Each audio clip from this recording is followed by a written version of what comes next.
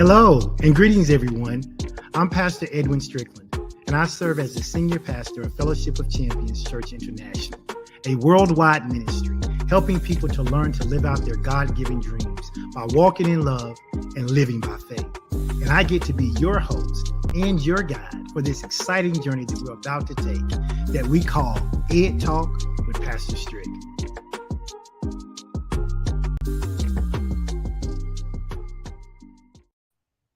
Hello. Welcome, listeners, to another episode of Ed Talk with Pastor Strick. I am your boy, Pastor Strick, and I am so excited to be here with you today. Listen, I've got an excellent host with us today.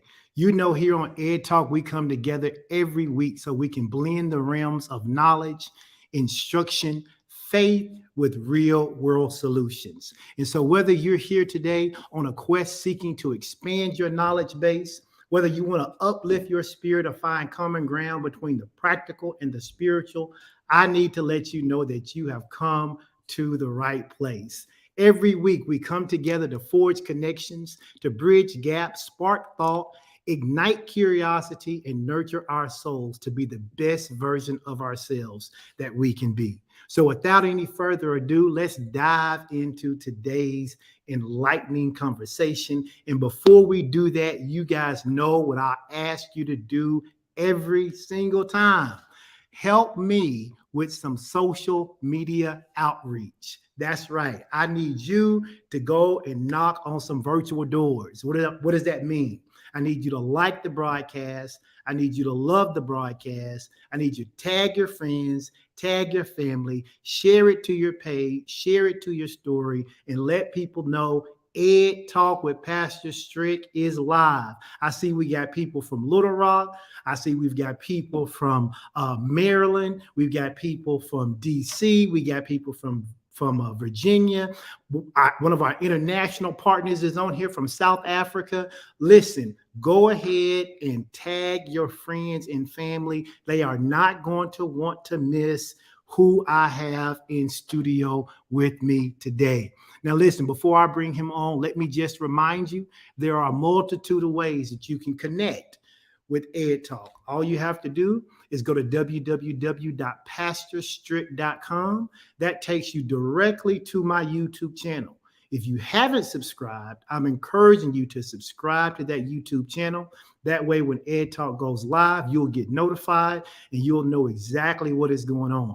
If you say, well, YouTube is not really my thing, I'm more of a Spotify guy, I'm more of an iHeartRadio, more of an Apple podcast guy, not a problem. I got you too. All you got to do is go to Pastor Strick Podcast. That's one word, pastorstrickpodcast.com. It'll take you to a landing page so that you can choose the platform you like to engage with. That's right. Ed Talk, we make it easy for you to listen. So if you're a YouTuber, go to pastorstrick.com. It'll connect you directly. If you have any other platforms that you like, Spotify, Google, Apple, iHeartRadio, whatever it may be, go to pastorstrickpodcast.com and you can get connected. All right. Listen, I'm so excited. I have my childhood friend, an amazing leader, someone who is highly respected, someone who I respect for his leadership skills and his ability to get things done. And as you know, we've been talking the last couple of weeks from this mini series we're doing called The Blueprint. It's called The Blueprint, Lessons from Impactful Leaders. And I'm telling you that it's one thing to love the Lord. It's one thing to be committed to church. It's one thing to be committed to support your local ministry. But there are some practical tools that you need in order to live successful. And this mini series has been awesome. The first week, we had Pastor Sean Strickland. The second week, we had Apostle Stephen Banks, where we talked about healing the father wound. And today I have with me Apostle Pastor E.C. Maltbia. And we are going to be talking about success. And what does it mean to be successful? How do we determine whether we're successful? What are the traits to being successful? And what are the characteristics of being successful? And I'm telling you right now, you do not want to miss this. Now, some of you may not know who this is. So let me take just a moment and tell you who is about to grace us with his presence on screen today. My good friend, Pastor Maltbia, is the founder and the senior pastor of True Holiness Saints Center in Conway, Arkansas, where he has faithfully served as senior pastor for over 30 years. He's also married to his childhood sweetheart, the former Natasha Gatewood. They've been married also for over 3 decades. And God has blessed them with 2 beautiful children, his daughter Kennedy, who works alongside him in ministry. If you follow them, you probably see them on their TikTok Thursdays. And also his son Connor, who is currently working in the insurance industry. Listen, over the years, Pastor Maltbia has demonstrated his leadership, not only as senior pastor of True Holiness Saints Center Incorporated, but also to the city of Conway by serving on the board of directors of the following organizations.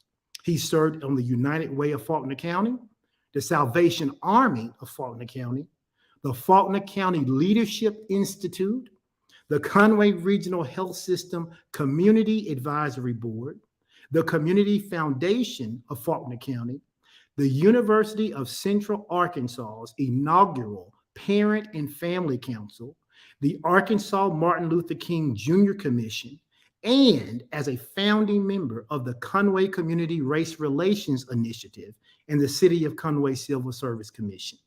In addition to all of that, Pastor Maltbia was also appointed as the chaplain of the state of Arkansas's House of Representatives during the 87th General Assembly. Pastor Maltbia currently serves as a member of the Conway Regional Health System Board of Directors.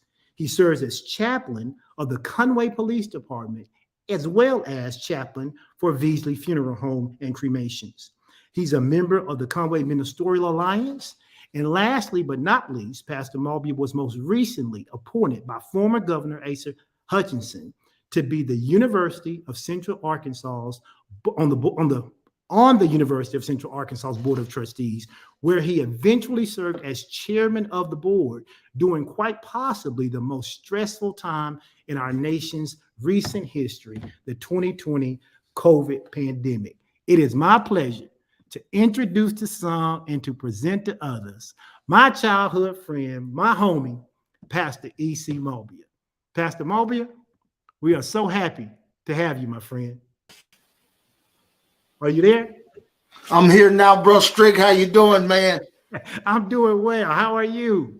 Listen, man, as the old folks will say, this is a day the Lord has made, man. We are blessed to be here and highly favored, buddy. We are. Listen, those of you who are watching, go ahead and put a big hello to Pastor Maltbia in the comment sections.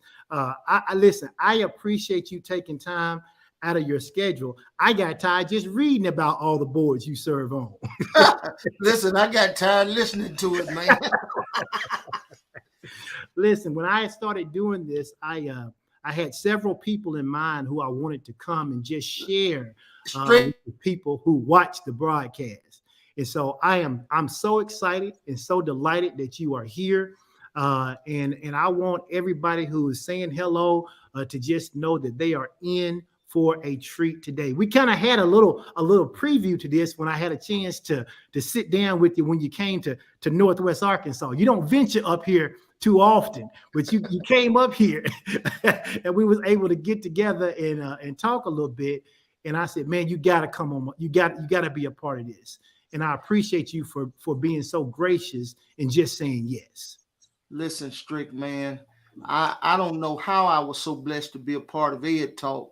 I've been appreciating what you're doing for years. And for those that don't know, Brother Strickland and I are really childhood friends. Really? We've been knowing each other for more than 40 years. Yeah. We went to middle school, junior high, high school together. We went to the same church together. We served in ministry there, both at the University of Central Arkansas.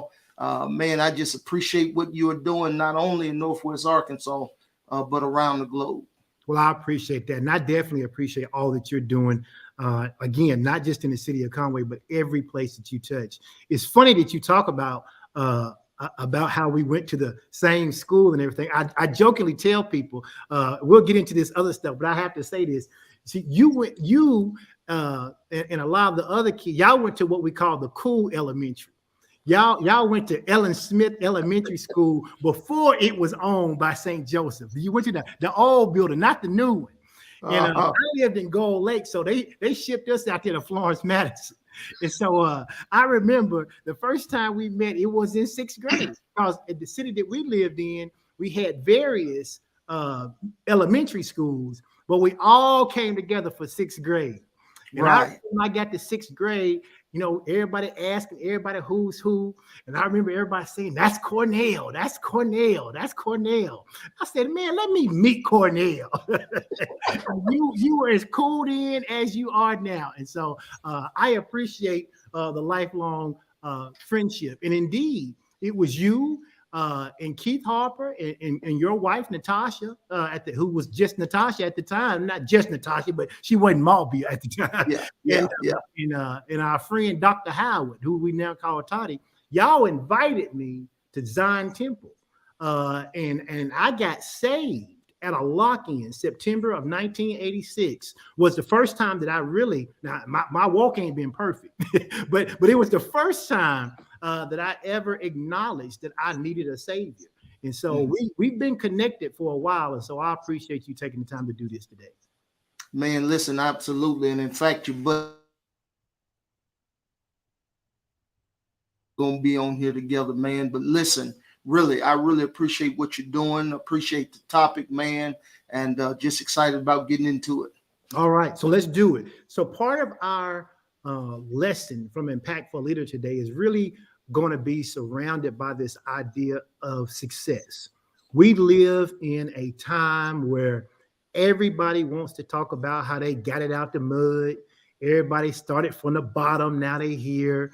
Everybody wants to put a certain image on social media to make it look like, they got it all together and they trying to compete with the next person, and all that's fine and good. But I want to talk with you from the idea about true success and what success looks like. And we understand it can look different for different people, but for all practical purposes, people looking on the outside would more than likely, I would think, would say, E.C. Maltbia is a pretty successful guy. Okay. So my question to you is how do you define success?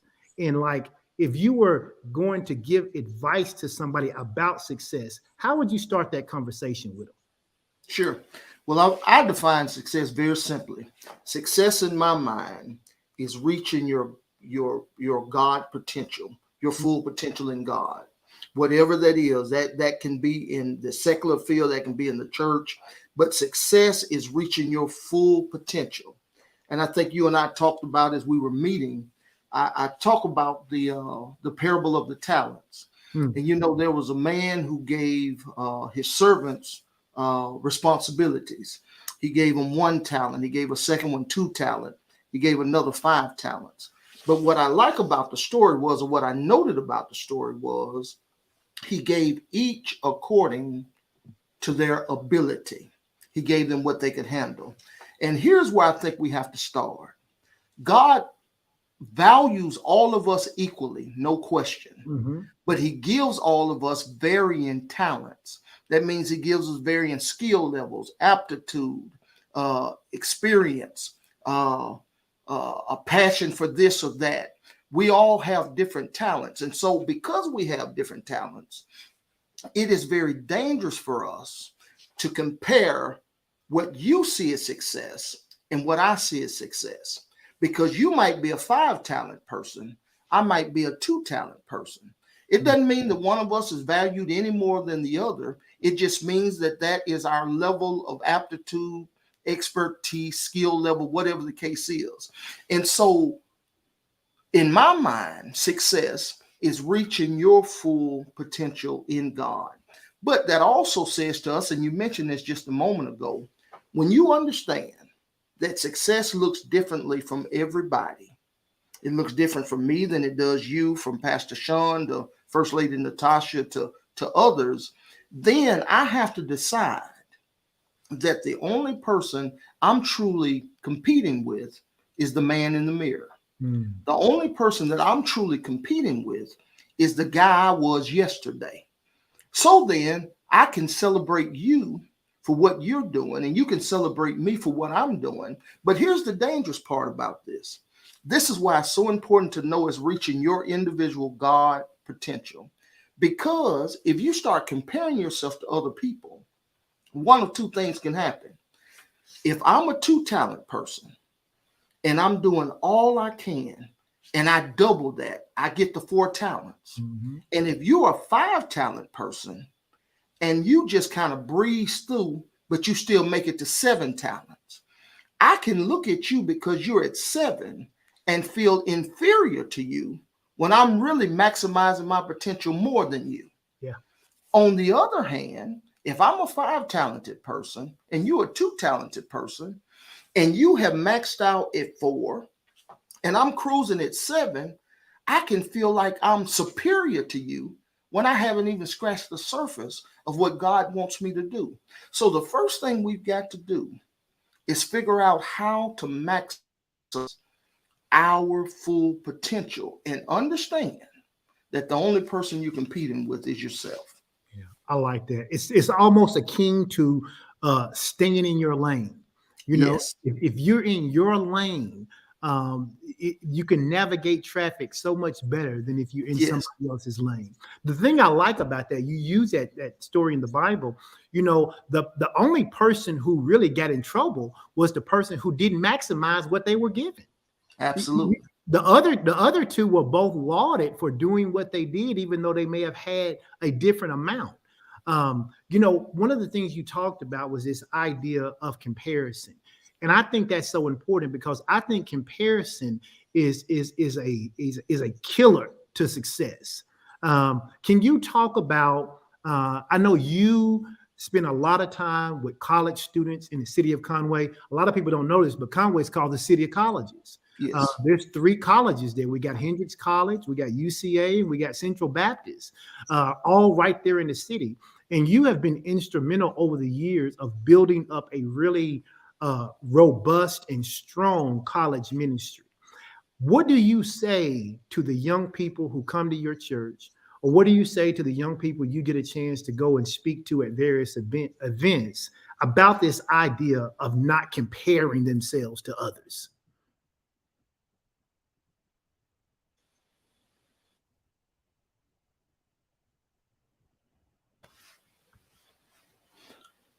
Pastor Strickland, I froze up for just a minute, but I think I caught your question there at the end. When I'm dealing with college students, and this is what I'm encouraging them to do, when you come to school, you need to find your passion. You need to find your niche. The biggest problem with college students is I think that they get well-meaning advice, but it's bad advice. And so this is what people tell them. They tell them, you go after this job because all of us were doctors. So you go to school to be a doctor. You go after this job because all of us were lawyers. So you go to be a lawyer. Even in the Greek community, the same thing. We got generations of this Greek organization, of that Greek organization. Or the parent says, you go to school for one of these 2 things because that's where the money is. And when students do that, and they're not passionate about that, and they don't really have the skill set for that, they can get those degrees and be miserable the rest of their life because they are doing something out of wanting the money, or doing something because they're trying to please the expectations of somebody else, and be miserable because they don't enjoy it. And you cannot maximize something that you're not gifted to do. And so what I encourage them to do, at least for their first year, take your base courses, but then really think about what you are passionate about, what are you good at, and let's guide you that way versus what society says you need to do. Because you and I both know when you are doing what God called you to do, is really not hard work. You put in the work, but it is enjoyable work. But you can be making the most money in the world, quote unquote, 6, 7 figure salary, and be absolutely miserable with what you do. So I encourage all of those students, listen, find your passion, find what you're good at, and go from there. Yeah. Listen, you've been in ministry for a long time. Yes. We were in high school when you was leading opening service at Zion Temple, right? So what do you say to people who say, well, that's easy for you to say, Pastor Maltbia, you've known what you were called to do forever. I don't know what I'm called to do. I don't know what I'm passionate about. How do you begin to get people on the path to discovering what they're passionate about, so that I don't go to school and be an architect because that's where the money was, or I don't go to school and be an engineer because that's where the money is. Because Pastor Sean and I, we talk to people all the time, and I'm sure you do too, who are miserable in their jobs. But it's like, I got a master's degree, I got a bachelor's, a master's, and all these certifications in this particular field. How am I supposed to do something different? Especially people who, it's funny I say this, our age now. We ain't old, but I say our age, who may have been in their career 15, 20 years. How do I now go back and start over? And so the question really is, when we're talking about success and living a life of success, how do the people out there who are listening or going to listen to this podcast discover their passions if they don't know what it is right now? Absolutely. And that's a great question. But I think, Brother Strickland, that it starts with exposure. You got to be willing to step out of your comfort zone and be exposed to something greater, to be exposed to something different. That's a good thing about college, is when you come in, if you would take the time to be exposed to different things, it can help you to find what you're passionate about, what you're good at. It's the same thing about going to a restaurant. Now, we grew up eating certain foods, and pretty much those certain foods are what we ate. But as we got older, as we got in different settings, we became exposed to different foods that sometimes it even takes your palate a minute to get adjusted to. Sure enough. But they're usually better for you and you enjoy them. Man, I would have never ate a Brussels sprout when we were growing up. Nope. But I was exposed to it, and now it's one of my go-to vegetables on my plate. And so I think it always starts with exposure, getting around environments and people who will show you something bigger than what you have experienced. And it's not always bigger, it's just simply different. But while I'm talking about this thing of exposure, I think it's also important for us to understand, and I'm talking about our ear gate and our eye gate, we have to be very careful who we open our spirit up to when it comes to exposure. So let's talk about the other side for just a minute. And I don't even have to use a scripture for this, but I think you'll get it from this perspective. Now, I could go to the movies. We just had Halloween. And I could go to a movie and see a scary movie. And I don't intend when I go home to be afraid.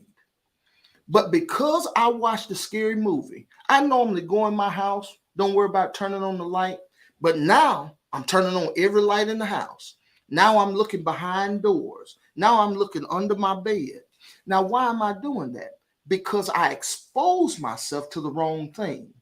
And it took my focus to the wrong place. And so just like we want to be exposed to the best things, we don't want to unnecessarily expose ourselves to some toxic traits and toxic people that it takes us a lot of work to work through and away from. Because as a man thinketh, so is he. And so when you hang out with junk, when you're exposed to junk, then that's what's going to be in your system. So again, I think it starts with exposure, but it has to be the right exposure.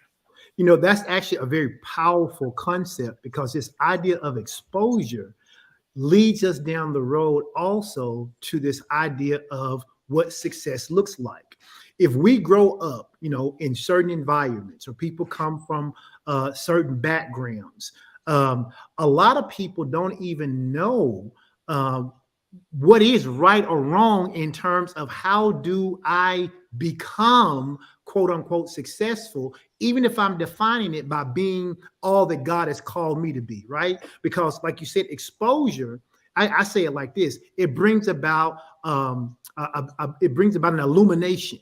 You know, Mhm. there are things that there's common knowledge to me now that wasn't common knowledge in 1994. There are things that I understand now that I didn't understand when I was in high school or when I was in college. And so how do you attribute your success in terms of having mentors who help to expose you? Because that's what a lot of people are needing. They need someone who can show them the right way. And I think about it in terms of, I had a chance to be with you doing UCA's homecoming. Mhm. And I came by your service, and as pastors, we don't get to get out much. And so it was really great to just be able to sit and listen to someone else teach on a Sunday morning. But you were talking about controlling your emotions. Uh, if you come from a family where it is natural to go off on somebody when somebody says something to you, somebody say something sideways, and you quick to check them. You know, people use this term now: I match energy. You know, somebody do something crazy to me, I do something crazy to them. If that's all you know, then the researcher John Goodlad says we do as we have been exposed to. So Mhm. then what is your advice to people about being exposed to something other than what they may have been used to, in terms of these are things you need to learn how to do to be successful? Absolutely. Well, let's start right there talking about your emotions Okay. and talk about anger, the first Okay. one. And Yep. I'll give you a simple principle. Okay. I call it the 24-hour rule. Okay. Don't talk, don't text, don't type, don't email anybody for 24 hours. You've got to learn to bite your tongue. You Mm, cannot be in a leadership position mm, if your faculties or your emotional faculties are not in check, because God doesn't want somebody over his people that's a hothead.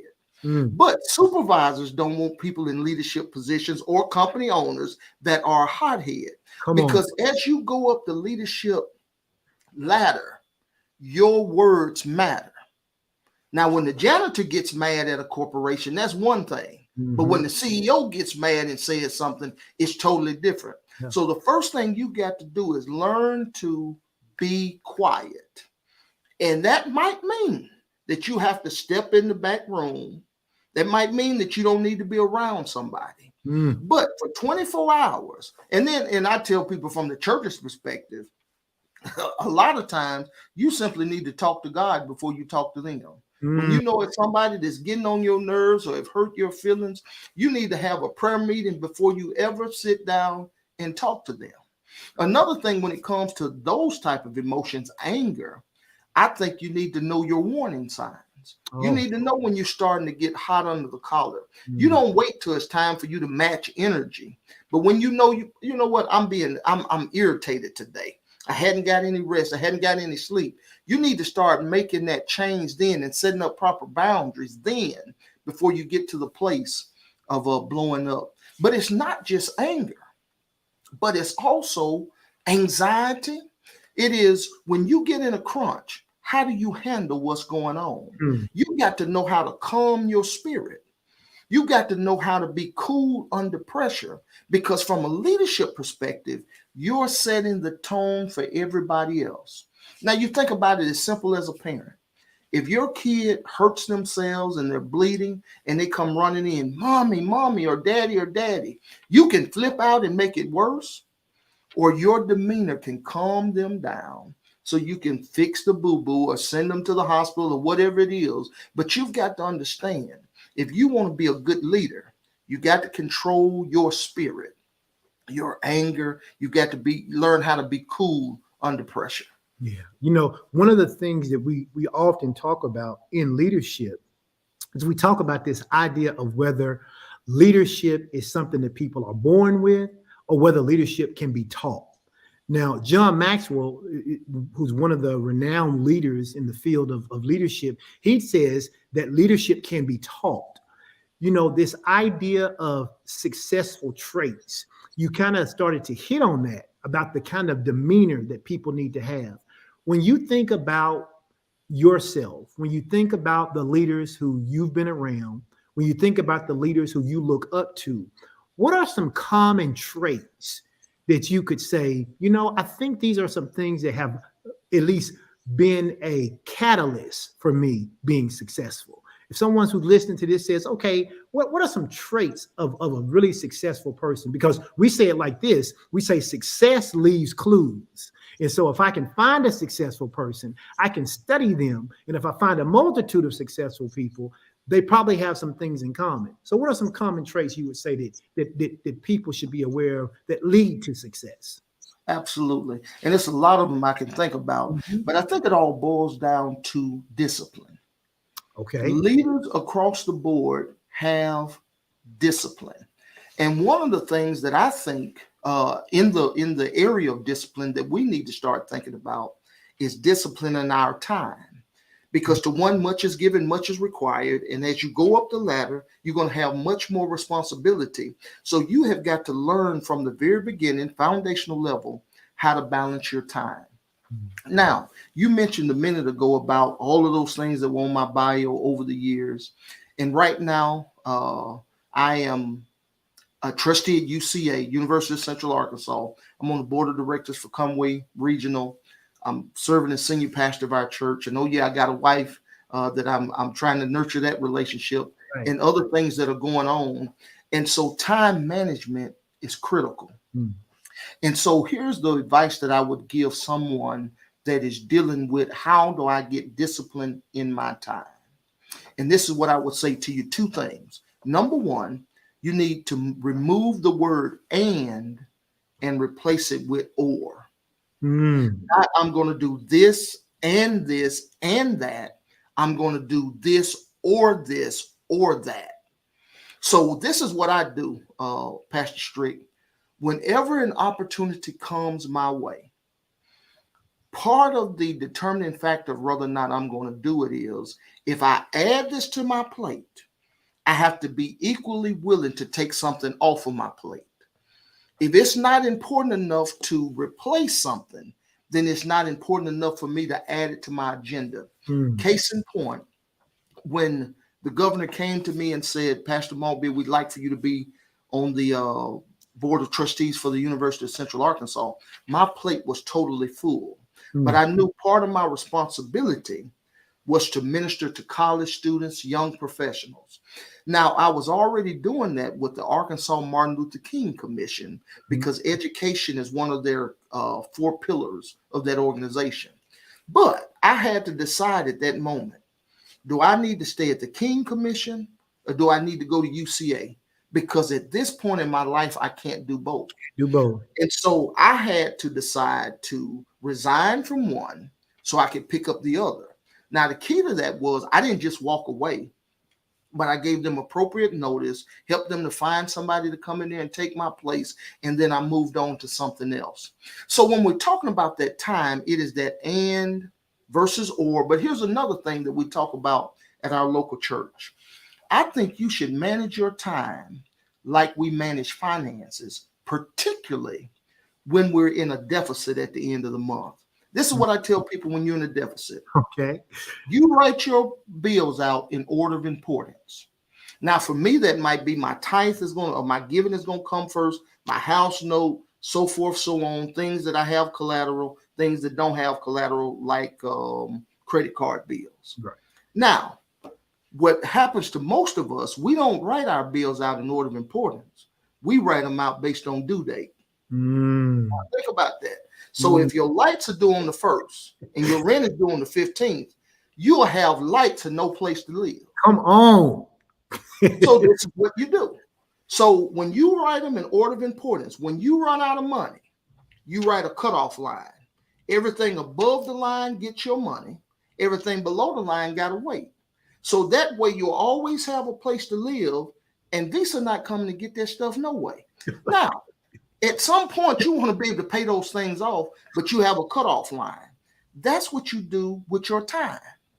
For me, my relationship with God is first. My relationship with my wife is second. My family, then my responsibilities at the church, and then my community things. And I am a limited resource. Always remember this. We are limited resources, meaning we can't be everything to everybody all the time. And so what you do is when you run out of energy, you write a cutoff line. Everything above the line gets the best of you. Everything below the line has to wait. Here's what I tell my local church. You spend your most of your time and your energy on the people that's going to be crying at your funeral. There you go. That's where your time should be spent. I love that idea because you really just solidified, at least for the people who are on here who listen to me regularly and those who attend Fellowship of Champions. You literally just described, without calling it what I call it, which is the Eisenhower time management system. Now, what is the Eisenhower time management system? It was a time management system that was developed by our former president, Dwight Eisenhower. And here's what he says. He says, you take a piece of paper, and on that piece of paper, you draw a vertical line and a horizontal line. He says, and that gives you 4 quadrants on that piece of paper. He says, in quadrant 1, you list everything that is urgent and important. That goes in quad 1. He says in quad 2, you put everything that is important but not urgent. He says in quadrant 3, everything that is urgent but not important, right? It's taking a lot of time, but it's not important. He said most people spend their time in quadrant 3, and that's the problem. He said most people don't spend a lot of time in quadrant 4 because quadrant 4 are things that are not urgent and not important. He says, so what happens is that people spend their life in quadrant 3 around things that are unimportant, around things that are urgent, but not important. He says, and it just sucks all of your time. And so you equate that to people paying their bills based on what's due, not what's important. I can't tell you the number of times that we've had to help individuals because they did exactly what you said. I'm like, wait a minute. You mean to tell me you pay your gas bill and your water bill and your light bill, but not your rent? Wait a minute, Rick. Let me add to that. In Conway, they get their nails done, they get their hair done, and they ain't paid their rent. And just saying. It's so then now we're talking about a mentality or a mindset. So there's a mindset to success, right? There's not only traits you need to have, but there's a mindset about successfulness. And so one of the things that I want to talk about is you started a church at a very young age, okay? Very young age. That church has been immensely successful in ministering to people and being an outlet for the community, not just in the city, but in the state and probably even nationally. When you started pastoring that church and you had to have the right kind of mindset for leading people, because people respect you a little more now just because you're 51. You got a little gray down there. Maybe not as much as me, but you got a little gray down there. I try to keep it cut down low. Folk will look at you now and assume you got a little wisdom. But 30 years ago, when you was 21 years old or so, starting this church, what was the mindset you had to have in order to say, I'm going to be successful with this definition of doing everything God told me to do? Oh, man, that's good. Listen, I tell you what, Strick, it's all about surrounding yourself with the right people. Come on. That is so critical. Here is something that I read in the Bible, and it helped shape my mindset about people. So, there's a story in the Bible of the children of Israel, and they're getting ready to spy the land. They send out the spies. Yep. And a part of that group was Caleb and Joshua. Mm-hmm. And the Bible says that Caleb and Joshua had a different spirit. That's what God said. So you had the 10 spies that said, we can't do it. The 2 spies that said we could.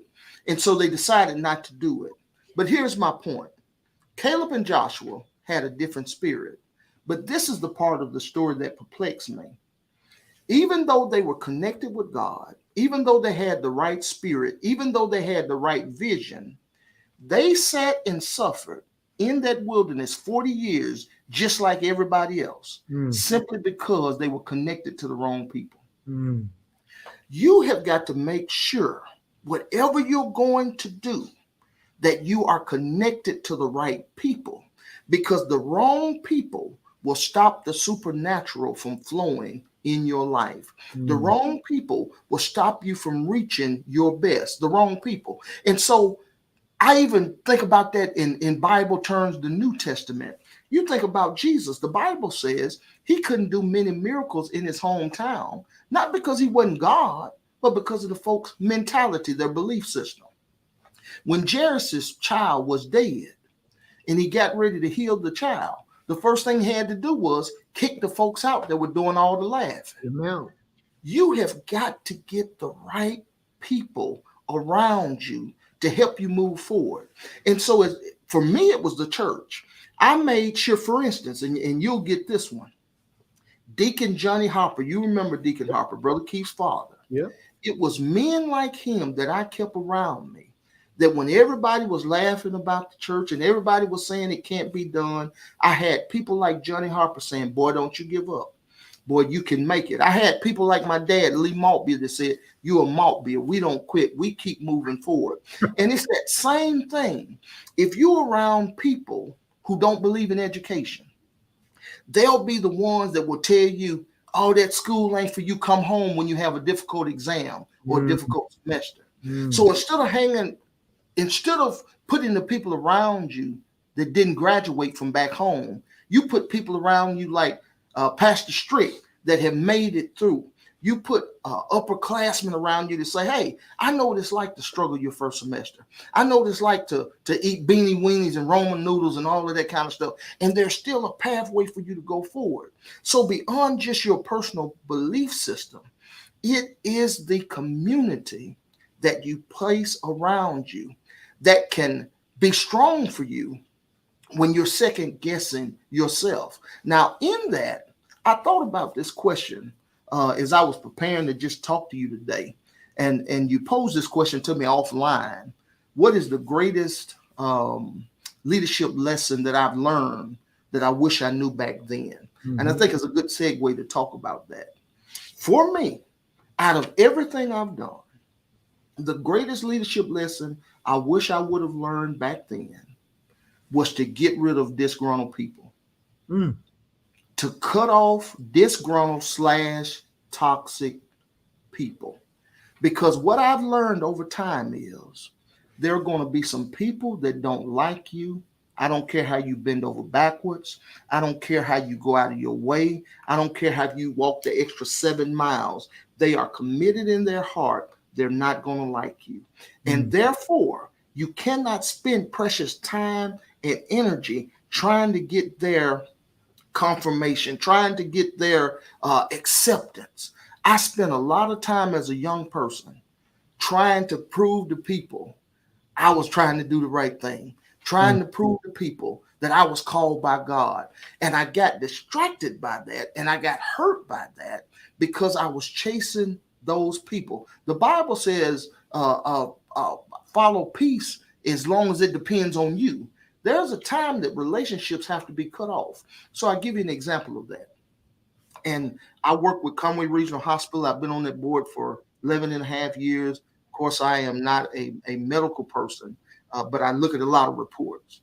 And here's what I've learned. You think about the human body, and oftentimes the Bible refers to the body of Christ as a metaphor for the human body. But here's something I found out. You can start with a gangrene or diabetes or an infection in your toe. And if you don't deal with that, before long, we've seen in our community quite a bit, it'll continue to grow and grow and grow to the point that you have to lose a whole leg, if not your life, because you didn't deal with it when it was in your toe.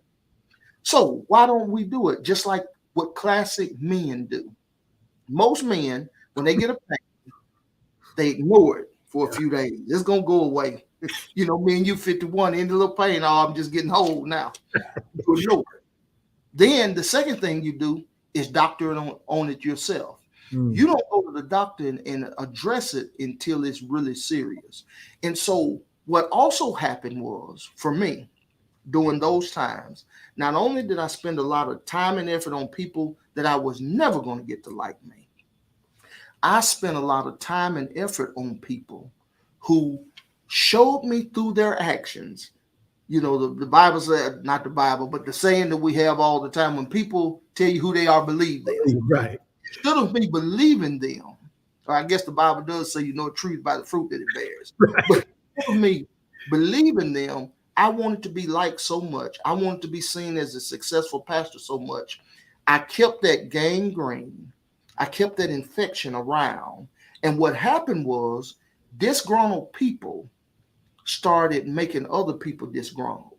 Mm. And if I would have just cut off that individual, that's all it would have been. But because I wanted so bad for them to like me, so bad for them to validate me, oftentimes I would let that thing grow, and whole limbs of the church had to be cut off. Mm. Not because I wasn't doing the successful things, but I wouldn't deal with that disgruntled person.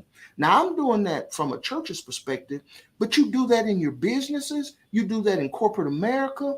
We keep disgruntled people around, hoping that one day they're going to change, when in reality, there comes a time that you say, you know what, enough is enough. We need to cut you off because you being here is making it much worse than better. Yeah, I've had some experiences. You said a lot there, and I wanna go back to a couple of things. But having the opportunity to work in corporate America on the educational side of it, one of the things that I had a mentor tell me, and I kept it to heart after I went through something similar to what you spoke about in a job. He told me, Edwin, he said, hire slow, fire fast. And I never forgot that. He said, you take your time in vetting the people who you need to have on your team. He said, but when you discover that they're not just on the wrong spot on the team, because sometimes you can be on the right bus, but in the wrong seat. Yes. Maybe you're supposed to be up front, but you're sitting in the back, or you're supposed to be in the back and you're up front. He said, but once you've ascertained that they are on the wrong bus, he says, do not delay in getting them off the bus. And that really goes along to what you were saying about this idea of removing disgruntled people, because it's the Bible kind of says it like this. It says that a little leaven or a little yeast will make the whole cake rise. Well, we also know that if you take a rotten apple and you put that one rotten apple in that barrel of apples, that before long, it will contaminate the entire barrel. Absolutely. We talk about it like this all the time. We say there are 4 things that you have to tame. And we talk about this in terms of being successful. You mentioned one of them. If you want to be successful, the first thing you have to learn to do, I think internally, is you got to learn to tame your thoughts. That goes back to what you were talking about, emotions. If you don't learn to tame, to push that pause button, I think you use the acronym HALT. If you don't learn to do something to stop those thoughts from becoming verbiage that you just spill out whenever you get emotionally charged, it's going to hinder you. The second thing you got to learn to do when you learn to tame that thought is you got to learn to tame that tongue. You can't say everything you feel. I'm sure as a pastor, it's a whole lot of stuff that you have wanted to say to people, to organizations, and different things at different times. But you have to remember, we're playing the long game. And when you're playing the long game, you can't always just go nuclear every time you want to. And then the other thing we said you have to do is you have to learn to tame your temperament, your heart. Mm-hmm. Everything can't be personal. Everything you can't. If you're going to be successful, you cannot be a person who cannot take feedback, who cannot take criticism. And people think that the word criticism is a bad thing. Criticism is not bad. And I guess if you use the term critique, different than criticism, but because someone gives you feedback doesn't mean they don't like you as a person. And you have to learn to get over that. And then that last thing you talked about, which we call it, you got to learn to tame your team. You got to surround yourself with the right people. You got to tame your thoughts. You got to tame your tongue. You got to tame your temperament, and you got to tame your team. Your team. I can look at a person, EC, and I can tell you whether or not that person is on track to being successful, meaning they're on track to reaching everything God told them based on who they got around them. Absolutely. Research Absolutely. says you can look at your 5 closest friends and we'll know everything we need to know about you. And so one of the Absolutely. things that I think is important is this idea of younger people, but even older people too, making sure they're surrounding themselves with the right kind of people around them. You know, people come with different attitudes. You and I, we're friends, but I listen to you and I listen to people like my wife. I listen to some of the people who are on my ministerial team, and they like you, they tend to be longer suffering with some people than I am. You know, I have to not to cut you off real quick. You know, and so there's a balance there. Wouldn't you say that you have to, you know, because people can hear things and they go, oh, Pastor Maltbia said cut them all off. That ain't what Pastor Maltbia said. No. Pastor No. Maltbia said you have to learn to watch people through their actions. And then by asking Holy Spirit, make the determination, is this good for me? Because I would say that relationships should be reciprocal. Absolutely. That it should not be you pouring in everything to them and at every turn they find a way to criticize. Absolutely. And I think to really add to that, Pastor Strickland, I think another key part of leadership is having the appropriate expectation of people. Now, if you go back to what we talked about at the beginning, you got the 1 talent, the 2 talent, the 5 talent. And so you don't want to set people up for failure. The worst thing you can do is take a 1 talent person that has the expertise potential, because they're going to grow, but the potential to be a 2, you don't want to put them in a 5 talent position. Yep. You need to know you need to taper your expectations of people. And so what happens is, and this is what I found out, another thing I would tell leaders is don't take everything personal. Because here's what I found out. It's not that everybody is against me. Some folks are just for themselves. And that's a big difference. Okay, hold on. So y'all need to hear that. You need to say la on that, or as one person said, you need to Sheila on that for a minute. It's not that everybody is against you. And I need you, the listeners, I need you to hear that. That's right, Lamorne. That's a mouthful. It is not that everybody is against you. Baby, they are just for themselves. You just happen to be in their way. That's the bottom line. Not personal. And it doesn't even have to be all that deep. On your way to work, that person that jumped out in front of you, they wasn't trying to sabotage you. They were just trying to get to work like you were, and they found a spot to get in. They did not wake up and say, when I get on Hawk Rider or when I get on College Avenue, I am going to pull over in front of the first black Escalade I see. They did not say that. No, sir. And we have to know that so you have to get your expectations together when it comes to people. And so another thing, just as we're talking about leadership principles, and you and I have talked about this offline in different settings, I think one of the key things of a leader is to be a lifelong learner. Oh, that's good. Because one of the dangers of being a successful person is to get prideful. And pride to me is whenever you start thinking, I can do this by myself. Whenever I start thinking I can preach a sermon without praying, or I can be a good husband without following the principles and praying. Whenever you start thinking you can do this alone and you got everything and the world revolves around you, that's a dangerous position to be in. And so when you are a lifelong learner, you understand that it is important that you remain relevant.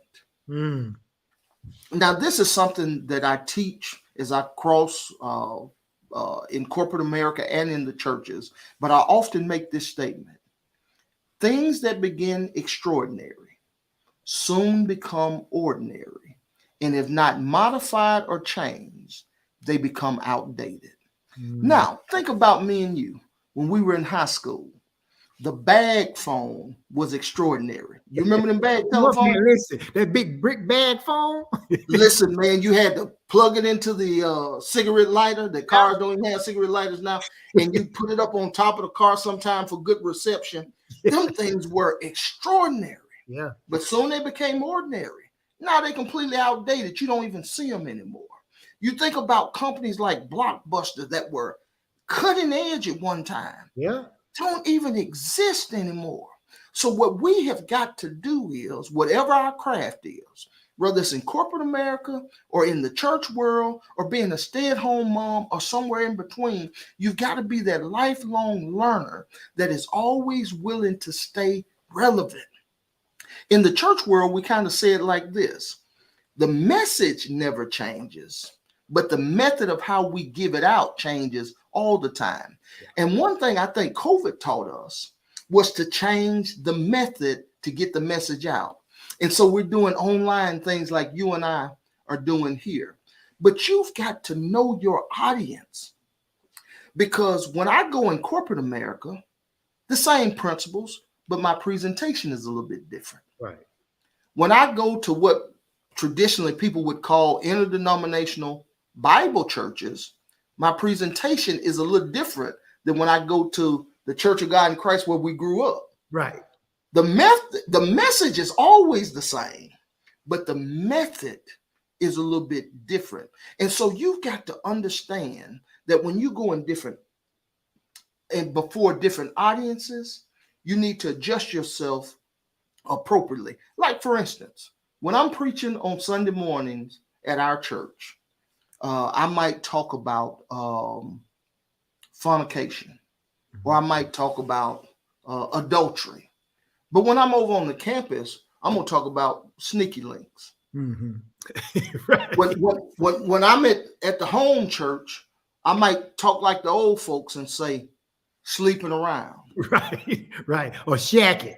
Shacking. But I'm on the campus talking about what's your body count. Right. Same message, different method. And in the same sense, when we start talking about this is why I feel like a lot of our young men are not successful, because they have this mindset. It is what it is. You take me or don't take me. I'm just like this. But when you go in certain settings, you got to change your dress. Yeah. When you go in certain settings, there are things that you need to adjust to because of the setting that you're going to. When I go to a traditional church, now the way I'm dressed now, this is kind of how you and I do things. But when I go to a very traditional church, I dress in a very traditional suit. Why? Because I don't want my appearance to get in the way of the message that I'm giving. Right. And what is happening to a lot of young leaders is we're letting our outward appearance, whatever that means, get in the way of selling ourselves, the message we're giving, because we will not be relevant to the place and the people we're around.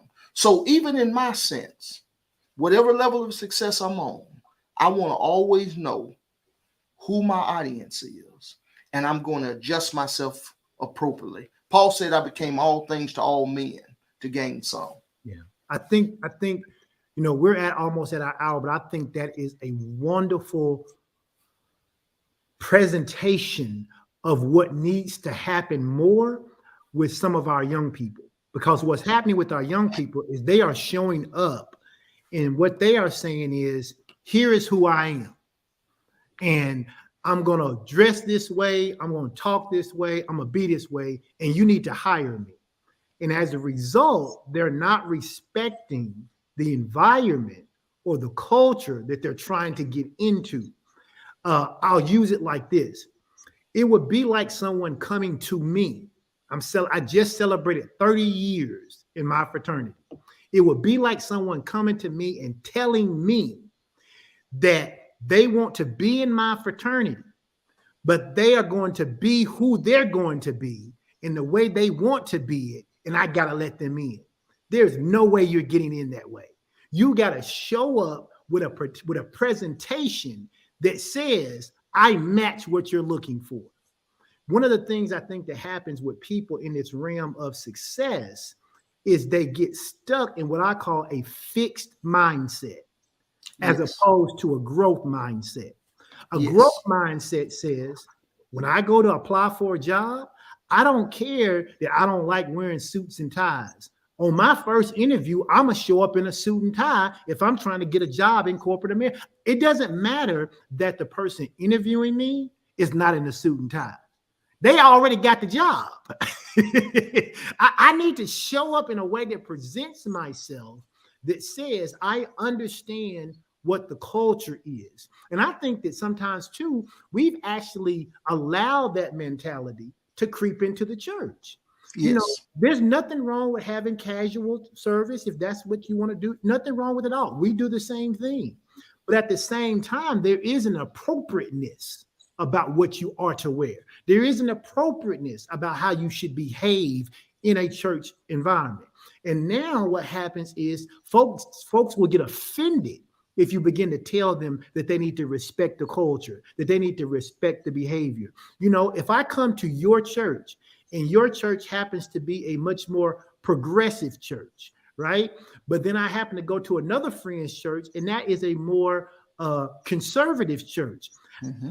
I need to know that so I know how to behave. I don't go to the conservative church and jump up and scream hallelujah in the middle of the message. Absolutely. Absolutely. That's not the way you conduct yourself. So what I hear you saying is if people want to be successful, they need to understand how to navigate the ins and outs of various environments. That's what I heard you say. Man, that's true. And I'll give you something very simple. So my wife is, I call her fashion diva. You know, she dresses young, she looks good, all of those kind of things. And so she tells me, and sometimes we get into discussions. So when I go to corporate America, meetings in corporate America, or let me say when I go to meet, when me and her go out on the town, whatever the case is, she'll tell me, you pull that shirt out. Don't have that down in your pants, in your waist. But when I go to UCA, Yeah. and when I go to Conway Regional, and when I go to board meetings, every man in there has got their shirt tucked in. Yeah. And if I come in there without it, with a belt on, with a belt on, yeah, yeah. with a belt on, tucked in there, and that, hey. Yeah. But to be taken serious in that industry, you have to match that energy. Now, as I have become a senior person in some of those areas, then I can bring a little bit more of my own flavor because I've already proven myself through my work. But a lot of us, they will never even talk to us because of the way we present ourselves in the very beginning. I had someone say to me one time, and I think this is something you'll understand. I was talking to them about the presentation as they got ready to go for a job interview. And they said to me, well, you know, Jay-Z is in boardroom with billionaires. He don't dress like that. I said, you missed the key principle. Jay-Z is a billionaire. when you are already at the table, you can do something a little different. When you're trying to come to the table, you need to match in some way and respect the culture of that. And so I think that's great. I think that's a principle that people can really get about these keys to success. Listen, if you had to leave our audience today with maybe something that was a leadership challenge for you that in hindsight you would do differently, or if you could leave them with some words of encouragement about things they should be doing to get on the track and stay on track to being successful, what would it be? I'll let you have the last words. Well, Strick, I would simply say this to everyone, because sometimes, and the young people here at True Holiness say, life be life, and life be life. You say that all the time. and sometimes, man, things knock you to your knees, and sometimes it feels like everything is out of control. Here's what I would say to you. If you're in a point in your life, a season of difficulty, a season of frustration, a season that feels like that everything is out of control, I want you to refocus and remember, I don't care what's going on in your life, there are some things you can control. I don't care what's going on. I'll give you a couple and I'll leave it with this. Number one, you can control how much you pray. Okay. That is significant Abs- on many levels. Absolutely. Some would just say meditate, but you can control that. Number two, you can control who you voluntarily spend time with, Yes, you your can. ear gate and your eye gate. And number three, you can control whether you throw in the towel. I don't care what's going on in your life. Refocus and remember there are some things you can control. I love it. There are some things. Everybody put that in the comment section. Say there are things that I can control. Everybody who's listening right now, type that in the comment section. Listen, Pastor Maltbia, if there are people in the Central Arkansas area, COVID sent a lot of people home, and a lot of Yes, people didn't come back to church, and yes, they say they going to church, but they really not. Sometimes they may pop in for 5 minutes on a broadcast and call it church. But if there are some people in Central Arkansas and they say, hey, I am looking for a good Bible teaching church, tell the people how they can find True Holiness Saint Center. absolutely. It's True Holiness Saint Center in the city of Conway, 198 Highway 286 East. That's 198 Highway 286 East in the city of Conway. But you can go to our website, of course, trueholiness.net. If you're a Facebook person like some of the older ones are, you can find us there, True Holiness Saint Center. But I would encourage you, if you're curious about True Holiness, to go to your app store and look up True Holiness Virtual Campus in Okay. Conway, Arkansas. That is an app that it took the church about 8 months to develop, but it's everything True Holiness. It has not only my sermons there, but it has sermon notes. It has ways for you to connect with us. It talks all about what we believe while we're here. But that True Holiness Virtual Campus, download that app. It's 100% free to you. It's just a service that we have, but we would love to have you come. People ask me all the time, Pastor Strickland, if I come to your church, what do I wear? There's one qualification: wear some clothes. If you can manage that, you good with us. Thank you, man. I appreciate you. Listen, I appreciate you being here. Thank you so much. I know your time is valuable. I appreciate you carving it out. I'm seeing the comments. People are saying this was a good conversation. I think the thing that you ended with, the fact that there are things we can control. I can control how much time I spend in prayer. And again, when we talk about prayer, we ain't talking about you just begging God. We talking about you spending some time listening to what God is telling you to do. You can certainly spend time. You certainly determine who you spend your time with. That is so incredibly important. I think those two are just major. We can control what we can determine what we can control. And the things we can't, we shouldn't be worried about. We give those to God. EC, I appreciate you, man. Thank you so much. Listen, I'm going to say my goodbyes. I'm going to take you off the broadcast, but don't leave. I got something I want to say to you real quick offline.